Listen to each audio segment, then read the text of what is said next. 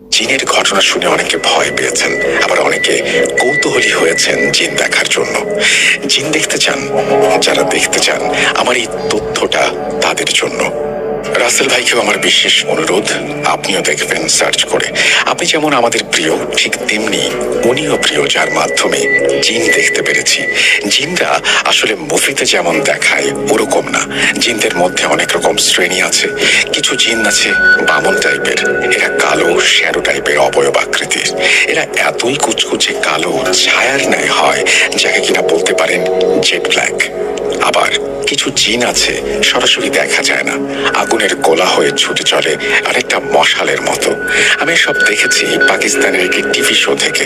শোটার host এমন জায়গায় team নিয়ে হাজির হতেন, রাত কাটাতেন যেখানে দিনের বেলায়ও মানুষ যায় না।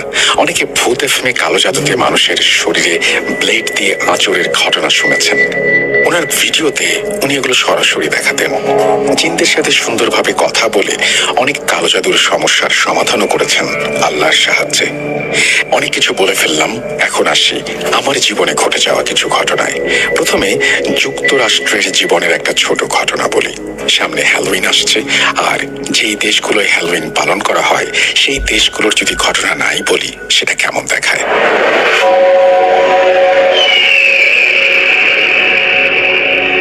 তামিমস ওয়ার্ল্ড নামে আমার একটা ইউটিউব চ্যানেল আছে। আমি সুন্দর সুন্দর জায়গা বা পার্কে ভ্রমণ করতাম, আর প্রাকৃতিক ভিডিও শুট করে এডিট করে সেগুলো আমার চ্যানেলে আপলোড করতাম। এগুলো বলতে পারেন আমার একটা শখ। তো এখানে এসে কাজের সূত্রে পরিচয় হয় একটা ছোট ভাইয়ের সাথে। তাকে সাথে নিয়ে সুযোগ পেলে ঘুরতে যেতাম। আমাদের এখানে প্রচুর পার্ক আছে, বলতে পারেন এত এত পার্ক বানিয়ে রেখেছে এরা, গুনে গুনে হাঁপিয়ে উঠবেন। তো তার মধ্যে কিছু কিছু পার্ক আছে অ্যাবান্ডেন্ট, যেগুলো আবার ওয়াকিং ট্রেল সহ। আর অ্যাবান্ডেন্ট বাড়িগুলোর কথা নাই বলি, ওগুলো সবাই ইউটিউবে খুঁজলে দেখতে পাবেন। তো এরকম একদিন বিকেল বেলা একটা ট্রেল ম্যাপে খুঁজে পেয়ে ওকে বলি, ওই চল ট্রেলটা ঘুরে আসি, ইউটিউবের জন্য একটা ভিডিও শুট করা যাবে। বলল চলো যাওয়া যাক। ট্রেলটা বাসা থেকে তেমন একটা দূরে নয়, গাড়ি করে 15 মিনিটের পথ। আমরা যে সময়টায় ওখানে যাচ্ছিলাম আনুমানিক শেষ বিকেল বেলা। তো এই সময় সাধারণত সবাই ট্রেল থেকে বের হয়ে যায়। আমরা ভাবলাম এই সময়ই ভালো, কেউ থাকলে সুন্দর করে ভিডিওগ্রাফি করা যাবে না।